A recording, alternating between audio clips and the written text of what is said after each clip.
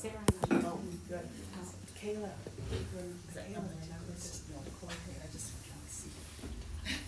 I didn't help you. Hello. For those who don't know me, I'm Rochelle. I'm here from the Pueblo Lands, Taos, New Mexico, and have the opportunity to come here about once a month to offer talk and teachings, and I'm always grateful for the opportunity to be here and getting to know this community and this Sangha in this way. And today I wanted to offer a talk on participating on behalf of life. And today's talk I just want to honor is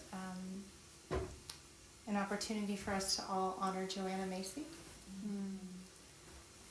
If you're unaware at this moment, she is in hospice. She has chosen to forego care for some conditions that she's in ailment with, and is now receiving hospice care, love, and support. And so the community has been really intentional about sitting vigil daily for her and with her. And it felt like coming here, being asked to be here in this time, that it would be important to bring her presence in.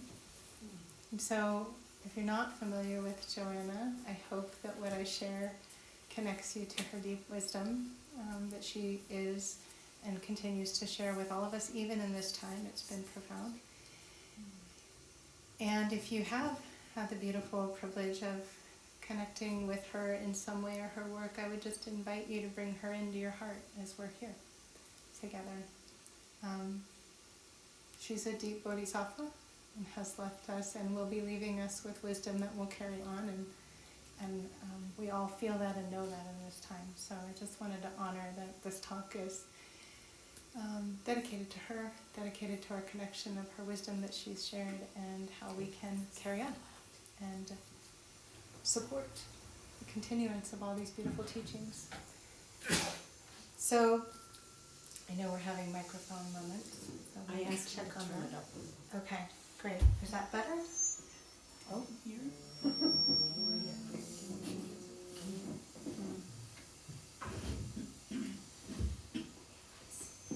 Hello? Okay. I'm going to hold it here. That's so- good. I think that's fine. Okay.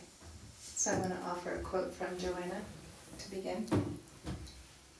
It's no longer appropriate to think in terms only, it's no longer appropriate to think only in terms of every, or even my nation or my country, let alone a village. If we are to overcome the problems we face, we need what I have called a sense of universal responsibility, rooted in love and kindness for our human brothers and sisters. In our present state of affairs, the very survival of humankind depends on people developing concern for the whole of humanity, not just their own community or their nation.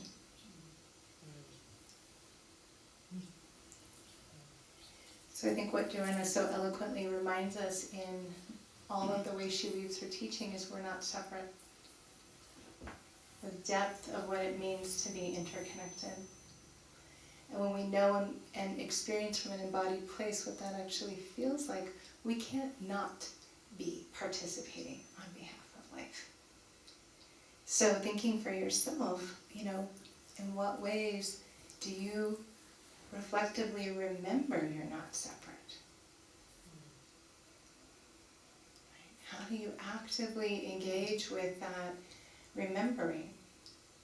For me, this comes poignantly through, and Joanna is so eloquent at this, but this way of remembering, we are the earth. We are nature. We are every sentient expression of life. And so that ability to know what that truly means gives us greater access to then feeling into that way we are connected and then can act from that place. And there are so many ways in our way of being in this time that work to separate us, work to cause us to forget.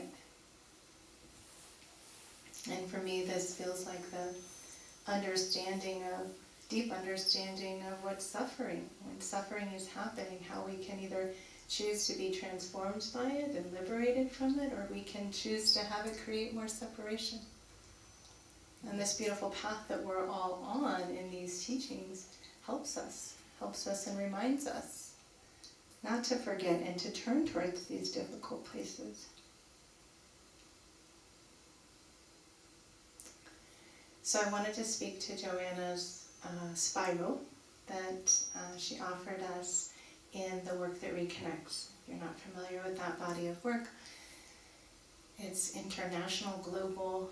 Many people are sharing it in different ways, but it's a way for us to have a framework that can support us in what it really means to participate on behalf of life, what it really means to deeply know these teachings of interconnectedness. And so I'm going to offer this framework and point to some ways I understand it. I invite you, as I'm pointing to it, if it touches you, to reflect, how do I meet each of these steps in this framework? How am I in relationship to each one of these steps, as a way to begin to feel into what it might be like to practice this. I also want to say that Joanna is a fierce being. Like, my being is fairly gentle and calm and grounded, but if you've ever heard Joanna, she is passionately fierce. So I hope that you hold that while I talk, because that's where all these beautiful teachings come from. So she invites us in this spiral, and most often the spiral is shown as a dandelion and the different stages of the dandelion that go off into the cycle of life. And so you can think about the spiral as a cycle that continues and perpetuates the sense of life and interconnection. But we want to start with gratitude. Gratitude. What does that really mean? Well, gratitude, when we start to feel it and become intimate with it, it begins to remind us we can be right here in this moment. And I felt so grateful for the moisture in the air, even though we didn't get the drops of rain during our practice. But I could just feel it permeating my skin. I was like, thank you. Right? That moment. Or just the simplicity of feeling the goodness of one breath. Right? A breath that we take in this moment that's an exchange of life supporting you. We can actually feel that. Right? So gratitude begins to be this place, however we're reflective about it or we're in presence of our practice with it, it brings us right here and it grounds us. It actually grounds us into the depth of what we're pointing to in terms of this interconnectivity. I think it also has this beautiful capacity to quiet and still the chaos that's going on, right? Because when we're pointing to the challenges of this earth and humanity, hard not to get lost in that. So it not only presents us and grounds us, but it quiets that enormity of chaos or confusion that we can be feeling at times for the difficulties of what we're in at this moment. And so thinking about it for yourself, what helps you? What ways do you cultivate gratitude? Do you intentionally spend time daily revering appreciation for the goodness of our life that we're blessed with? We know in these teachings, right, we've had the good fortune to come in as humans. We've had the great fortune to be on this path. Right? So there's something about that remembering of the goodness and the wholesomeness and the life-sustaining ways we're able to know in every single moment. I was also listening to that sweet bird that just made a sound and thinking how blessed I am to have ears that receives that. It brightens my heart, it brightens my mind, quiets my mind, right? So this gratitude, having this way when we're in it and supporting our way of noticing that that's always true, it brings us deeper into relationship. You can't not, in gratitude, have a relationship going on. Right? So that it begins to go, oh right, not separate. Oh right, part of some relationship here. Oh right, belonging.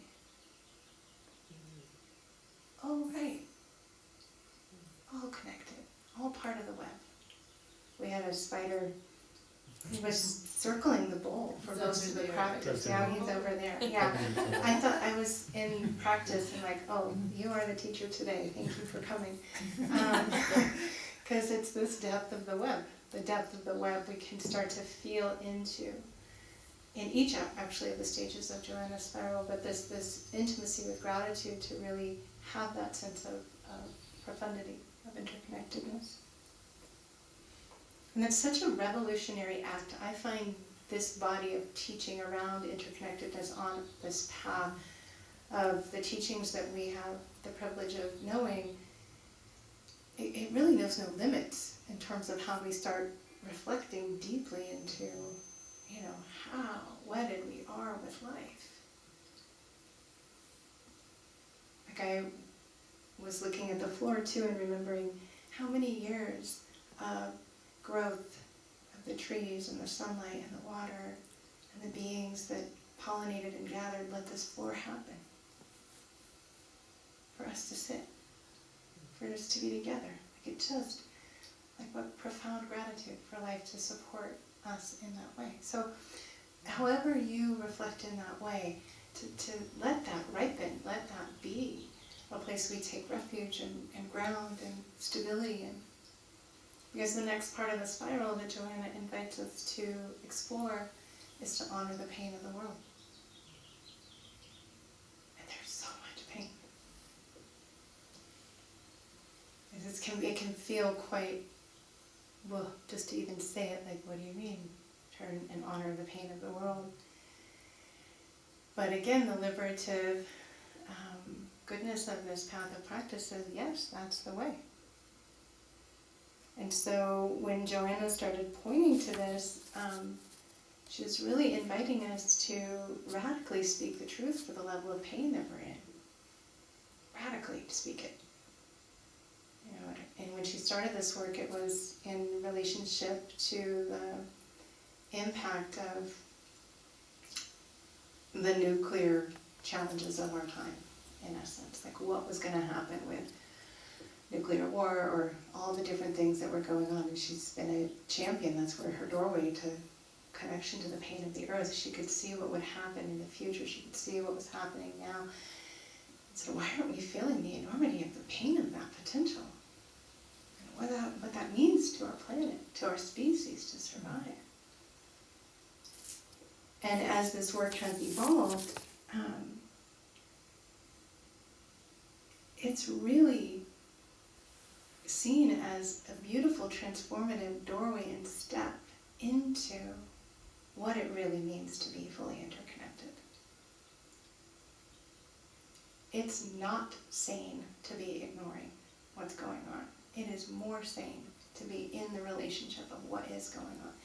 And it can be hard to hold. So this other beautiful piece that she's created in this lineage of work is we don't do it alone. We come into the honor of the pain together. And so notice that I very rarely have ever had an opportunity of where I'm in a moment of pain that I don't at some moment come into relationship with someone or some expression of life. So remembering that when we're holding pain, it's actually the ability to turn to it, so we turn to it together to be transformative for the together. And it actually, when we turn away, and we know this from our practice, right? Does it truly mean to be with what's fully here? When we turn away, or we numb out, or we distract, or we perpetuate the separation. We perpetuate the forgetting. And so what she's pointing to in this is, what are all the ways we can turn to the pain right now? It's pretty boundless right now, the amount of pain that humanity is experiencing and the earth is experiencing. And she often talks about pain as being sacred. When we finally learn how to and skillfully hold that, it's a sacred charge of connection to life, which is like profound. And I want to show up for that. So for yourself, maybe you can reflect. I'll just share my own experiences of this recently. When we talk about honoring the pain for the world, it can be in these enormous ways that we see very big, ginormous things happening. Or it can be in our immediate microcosm of life that we're a part of. It's all related. But for me, any moment that I choose to go, ouch, the pain of that moment personally or in a relationship is here. Or like yesterday I was driving back across the mesa from Vallecillos to Taos, and the fires were very clearly present. The smoke, I was coming in at the sunset hour, and it was, opaque and black, and you could see very clearly where this fire was coming from. It would be very easy for me to say, can't look at that, let's just focus over here, or to turn, which I did to it, and just let my heart feel, the pain of the land, the dryness of the land, the fear of the beings here. I can feel that, right? It's a collective feeling when we start to feel that suffering or that uncertainty of suffering that's happening.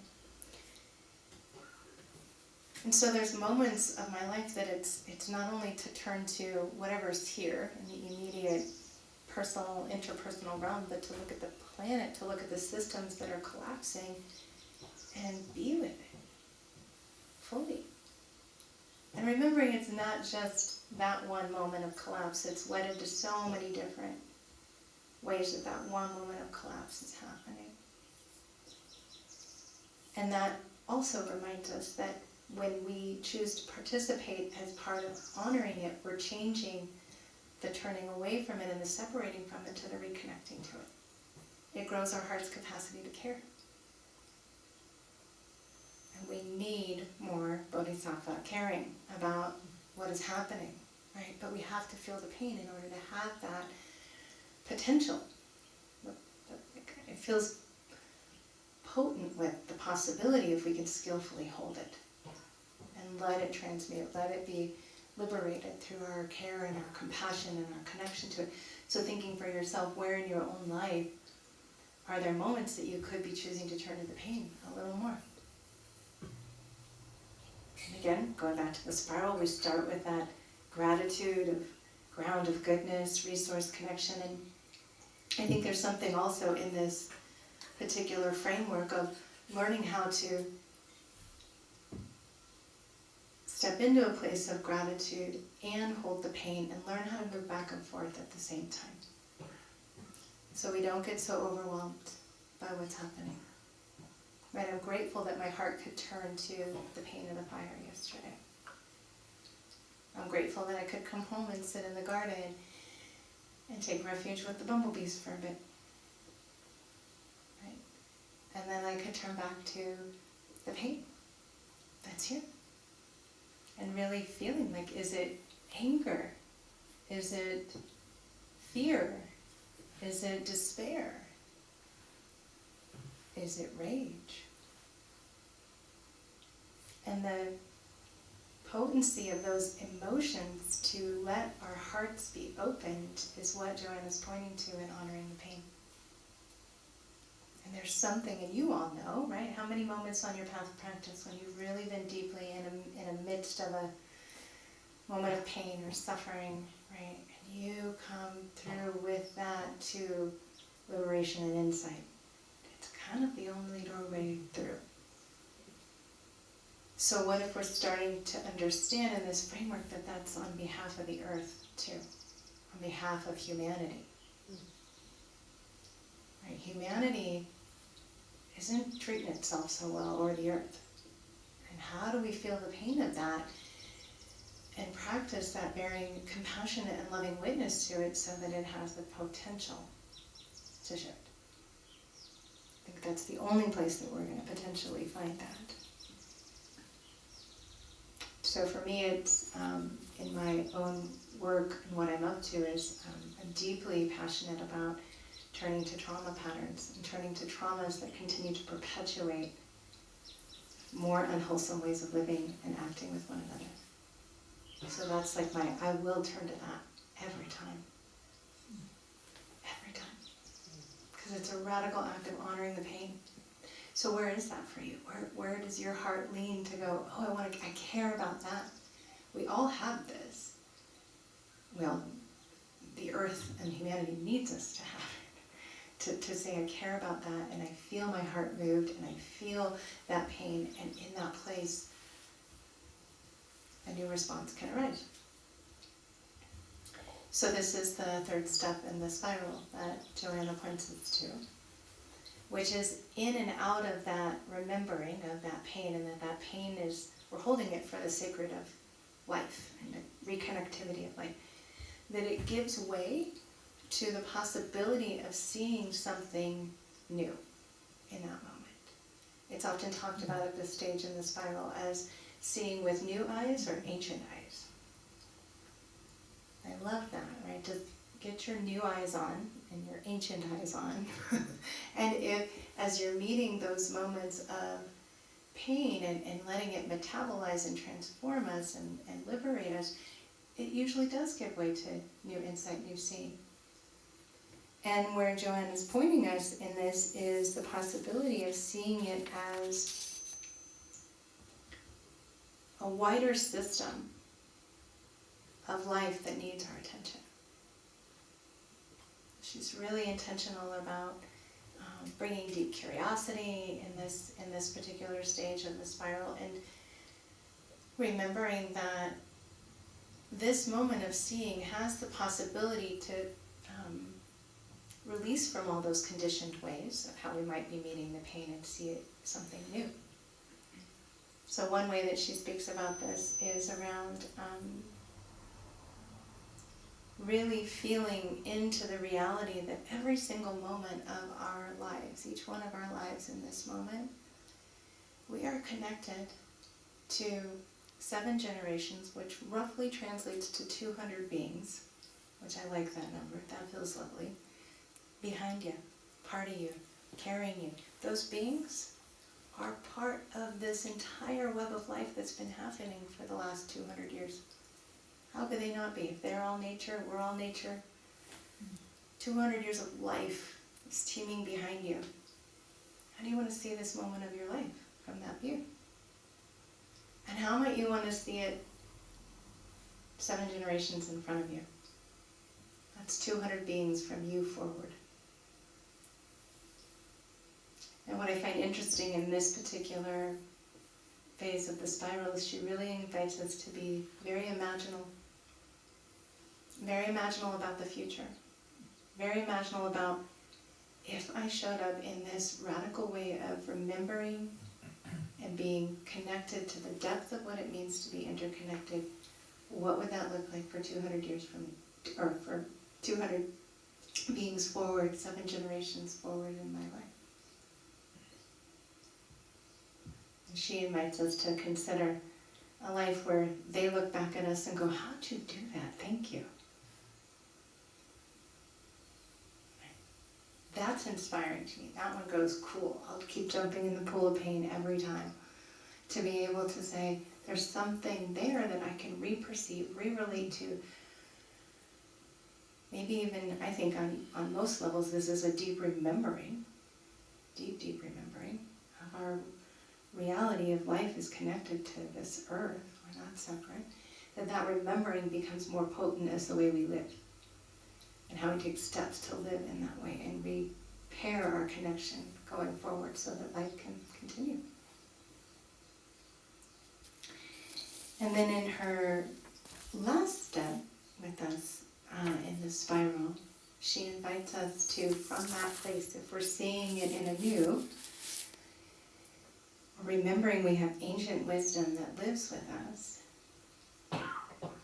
what might that take a shape as to go forth with that? What does going forth actually look like? Oh, I think Joanna was one of the first deep Buddhist scholars, Dharma practitioners that I came into contact with, who was saying, great, we can study, we can practice, we can deeply know, and we gotta act. What does that really look like in this time, in the time that we're in now? And so when we recognize that we're part of this web, and just like the spider or the birds, or each one of you in here, we're all unique in our expression of form of life, but deeply woven, and every form matters. Every form has its own gift. Every form has its own brilliant and beautiful way of supporting life. So what would it be like to access what that is for you? You're being just like the spider we know is very good at web making. What is your expression of web making? And how do we honor that that's true in every single human, every single expression of life, and carry that out into action, into some form of reconnection and supporting life to wake up to this, remembering that we're all part of one family, one life. For me, it was so sweet that the spider was here today, because for me it feels like a reweaving of life. Like when I choose to participate in this way, caring for suffering so deeply and intimately, to invite it into the potential for liberation, that's a weaving of repairing life back into its true cycle, its true essence of its design.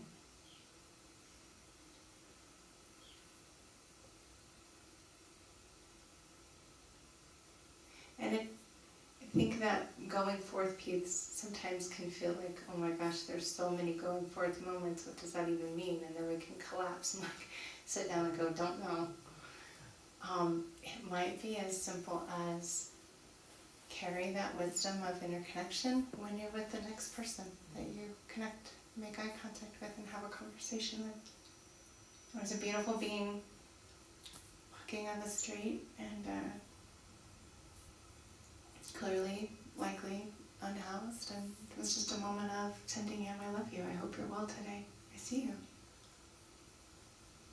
That was radiating from me, not spoken to him, but like that. Like it can be taking the profundity of these deep teachings that we have access to and acting with them in intentional ways in your life. Might be we get involved in something. We get involved in caring for the earth and for humanity in some way. We didn't get here alone. We're not getting out alone. So the ability to recognize that no matter what you choose to go forth with in this way of reconnecting and remembering in this body of work she's left and is leaving us with, is to know that each action really does matter. Small, big. Actually, I would say there's no small. Because the moment that I see the garden that I live with and supports my life, and I see to tend to it differently, I know that's an act of caring for the earth, and then for my life and for all life. And it's that, we can remember that. So in what ways can you consider these ways of remembering and practicing the work that reconnects, which is such a beautiful name, right? The work that reconnects. She also talks about we're in the great turning meaning it's all collapsing. So we might want to look at that and recognize that great turning. How are we going to relate to it? But she also prefaces in all of that to say that we, humanity, in the way that we relate to that great turning is the great turning. And it can go in that possibility of direction, of reparation and reconnection and health.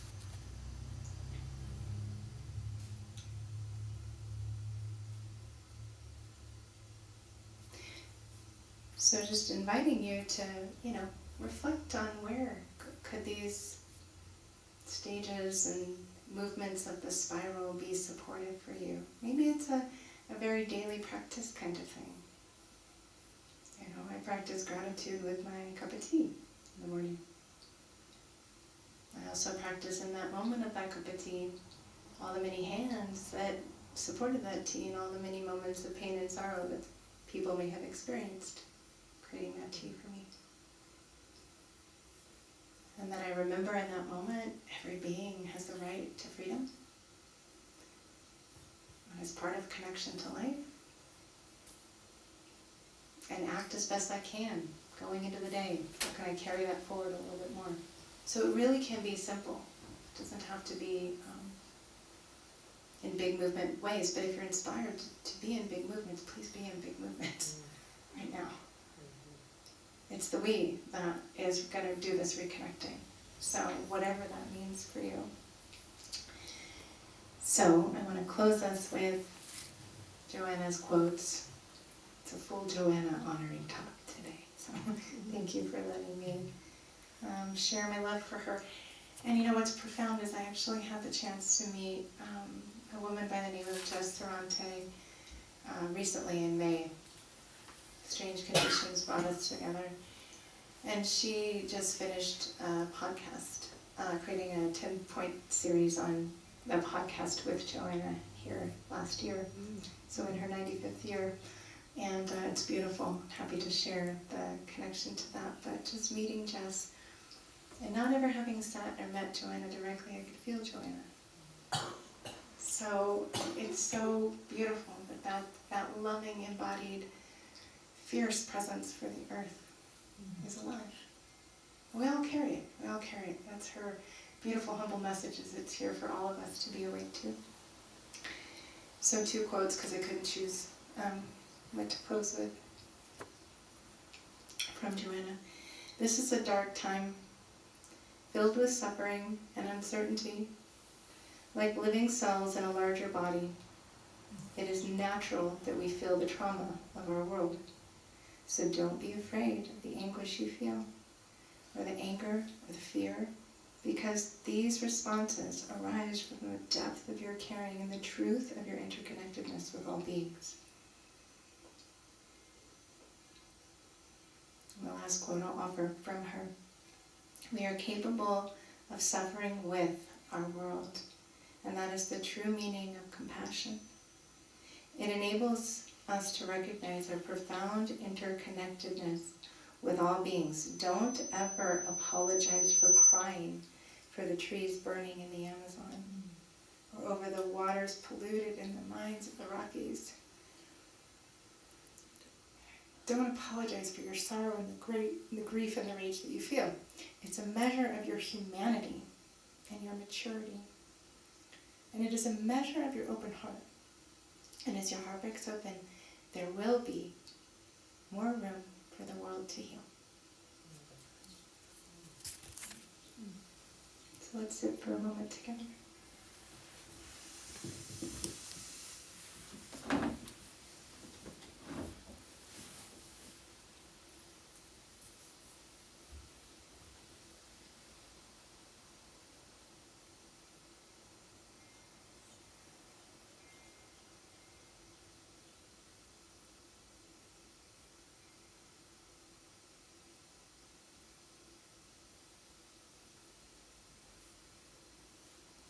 Maybe dedicate this time of gathering, practice, being in the goodness and the wholesomeness of these teachings, to the freedom from suffering for all life, and that we hold with deep love and reverent gratitude and peace for Joanna this time.